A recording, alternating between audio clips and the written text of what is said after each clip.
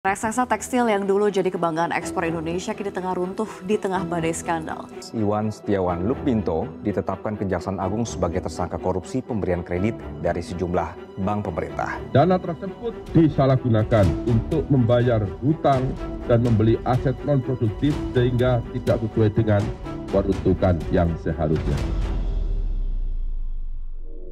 Selamat datang di Behind the Business. Hari ini kita sedang tidak membahas perusahaan biasa.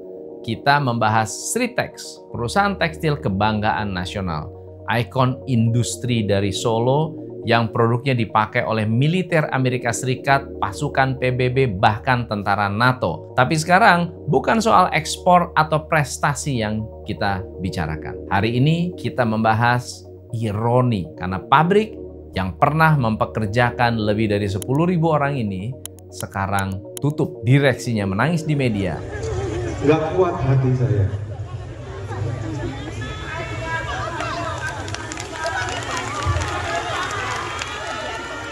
Tapi tangisan itu ternyata hanya pembuka dari drama yang lebih besar.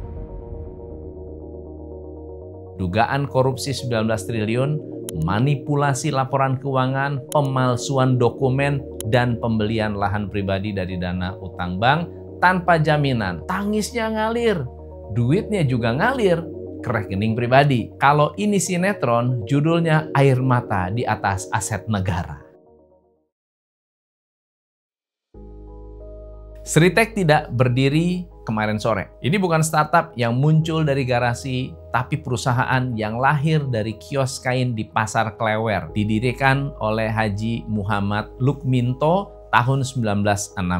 Sritex awalnya hanya usaha dagang kain, namun dengan etos kerja yang keras, koneksi politik yang kuat, khususnya dengan Harmoko, Menteri Penerangan era Orba, Sritex naik kelas. Tahun 1982, Sritex sudah punya pabrik pemintalan. Tahun 1992 masuk ke garment skala industri, dan sejak itulah ekspor mereka merajalela. Mereka bahkan jadi pemasok resmi seragam militer di 55 negara. Contohnya Amerika Serikat, Inggris, Jerman, Prancis, Spanyol, Uni Emirat Arab, dan Arab Saudi. Bayangkan, dari kios batik jadi pemasok NATO. Kalau ini sinetron, episodenya sudah berjudul Dari Pasar Klewer ke Pentagon. Tapi seperti kata Nassim Nicholas Taleb, filsuf bisnis yang menulis buku The Black Swan, semakin besar utang, semakin rapuh bisnis. Bahasa sederhananya, utang itu kayak mie instan.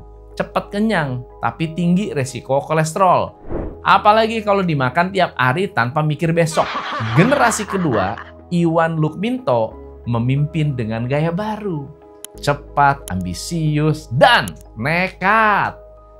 Ia membeli mesin industri 4.0, membangun pabrik modern, memperluas lini produksi. Tapi sayangnya bukan dari laba, dari utang. Intinya, mau bikin pabrik masa depan, tapi pakai duit masa depan yang belum tentu datang.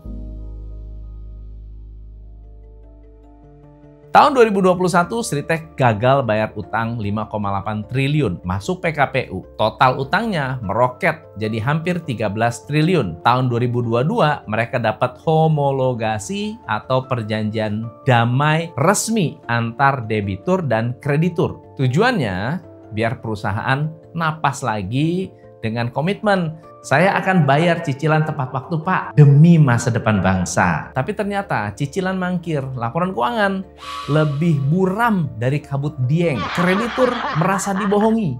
Akhirnya perjanjian dibatalkan dan pengadilan niaga menjatuhkan pilot ulang. Mereka banding ke Mahkamah Agung, ditolak. Ya jelas, ini bukan sinetron. Nggak ada istilah cinta ditolak, homologasi bertindak. Dan sebelum semua ini meledak, mereka sempat ngutang ke puluhan bank. Salah satunya 554 miliar dari Bank BJB tanpa agunan. UMKM pinjem 100 juta, ditanya siapa nama nenek, golongan darah, sampai kapan terakhir sedekah. Sritex dikasih ratusan miliar, cukup bawa nama besar dan jas panjang. Menurut Kejaksaan, Iwan Lukminto pakai 692 miliar buat bayar utang pribadi dan beli lahan. Dana tersebut disalahgunakan untuk membayar hutang dan membeli aset non-produktif sehingga tidak sesuai dengan peruntukan yang seharusnya.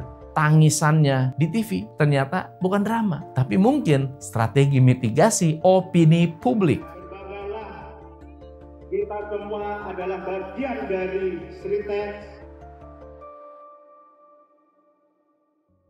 Sritex berdalih, ini semua gara-gara thrifting. Wah, ya bukan drifting ya, ini kan mobil, tapi pakaian bekas. Katanya, pasar dibanjiri, barang second dari Cina, impor ilegal lewat TikTok Shop. Tapi anehnya, yang beli tanah siapa, yang manipulasi laporan siapa, yang nangis siapa. Benar. BPS mencatat 35,20% impor non-migas Indonesia per Juni 2024 dari Cina. 50% TPT masuk ilegal.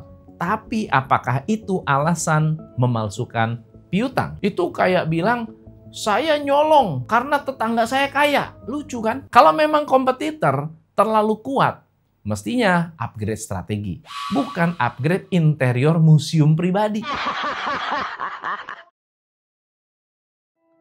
Mari kita masuk ke level estetika. Tumurun Private Museum di Solo, koleksi lukisan Raden Saleh, Hendra Gunawan, Avandi, mobil antik koleksi mereka juga masuk katalog lelang dunia, Christie and Sotheby's. Jadi kalau ada yang bilang hidup sederhana ala konglomerat, ini contohnya. Tapi dengan catatan, cicilan pakai dana bank pemerintah. Museum ini katanya bentuk penghormatan untuk ayahanda. Tapi kalau hormat ke ortu dilakukan dengan cara menyusahkan rakyat, rasanya itu bukan legacy, tapi liability. Karena sebagian dana berasal dari bank milik negara dan daerah.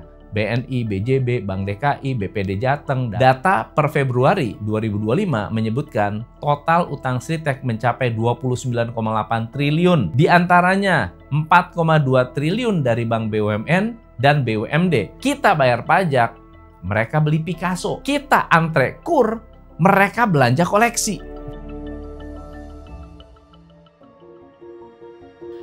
Yang paling merugikan sebenarnya bukan soal angka kerugian, tapi efek dominonya. Bank Indonesia mencatat kredit UMKM 2024 itu turun 1.450 triliun menjadi 1.405 triliun hanya dalam sebulan. Pertumbuhannya hanya 3%, terendah dalam 38 bulan terakhir. Sementara, kredit korporasi besar tumbuh 14,8%. Kredit mikro hanya tumbuh 0,8%. Kredit menengah 1,9%. Artinya, bank lebih percaya konglomerat yang sering mangkir daripada UMKM yang saban bulan bayar tepat waktu. Ironis, lebih dari itu, ini diskriminatif. Dan kalau dibiarin, bisa jadi sistemik. Mau pinjam 10 juta buat buka warung, ditolak. Tapi mau buat pabrik, padahal laporan keuangan yang ngibul, malah disodorin dana. UMKM disuruh disiplin, korporasi boleh drama. Ini bukan ekonomi berbasis keadilan, ini namanya ekonomi drama berseri.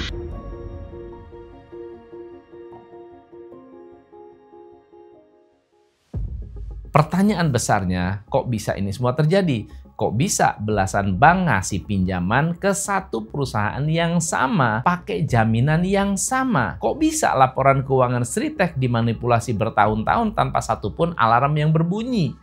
Apakah auditor dan regulator kehilangan pendengaran finansial mereka? Di negara lain, kayak kasus Enron, semua yang terlibat dibabat abis. CEO Jeffrey Skilling dihukum 24 tahun.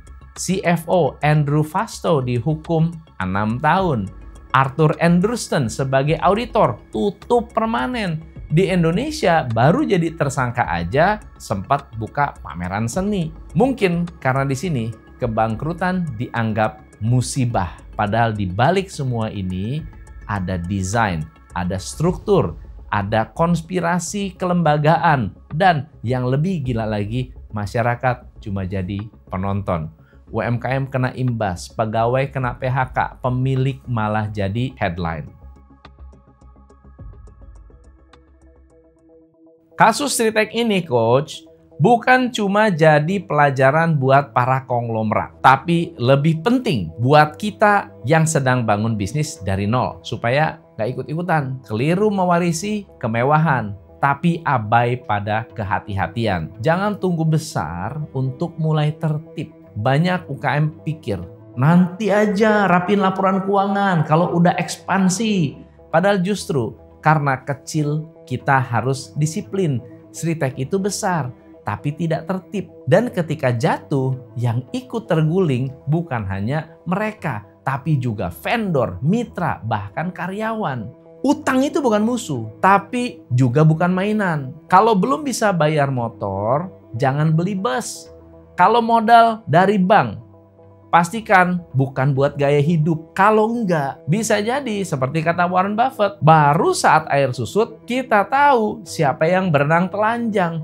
Dan Sritek, ya telanjang, tapi masih sempat pakai dasi. Nama baik lebih mahal daripada omset. Di mata publik, yang diingat bukan berapa negara yang mereka ekspor, tapi berapa karyawan yang mereka telantarkan.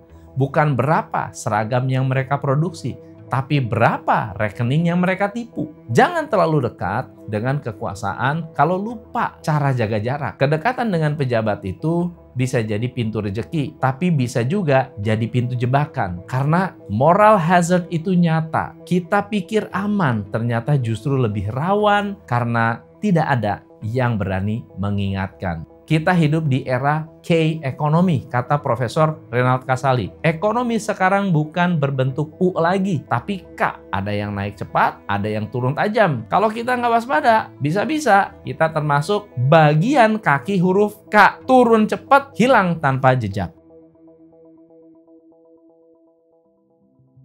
Kasus Sritek adalah pengingat keras. Dalam bisnis yang jatuh, nggak selalu yang kecil, tapi yang sombong dan yang ceroboh, plus yang lupa bersyukur. Karena kalau kesuksesan tidak disertai integritas, maka glamornya cuma sementara, tapi kerusakannya bisa jadi lintas generasi. Dan untuk para pengusaha muda, jangan minder, lihat corporate besar. Kadang karena gede, itu cuma casing. Dalamnya utang semua. Jadi jangan iri sama yang naik cepat. Karena kadang-kadang mereka naik bukan karena kuat, tapi karena dorongan utang dan dorongan ego. Akhirnya, biar saya tutup dengan satu kutipan dari Mark Twain. If you lose your money, you lose nothing. If you lose your health, you lose something. But if you lose your character, you lose everything. Saya Coach Tom, belajar dari Sritek, kita tahu yang besar bisa jatuh. Dan yang jatuh tidak selalu karena gagal, tapi karena tidak jujur. Jangan lupa, make your business simple, because simple is better. Saya Tom MC Ifle, salam pencerahan. Hanya di Top Coach Indonesia.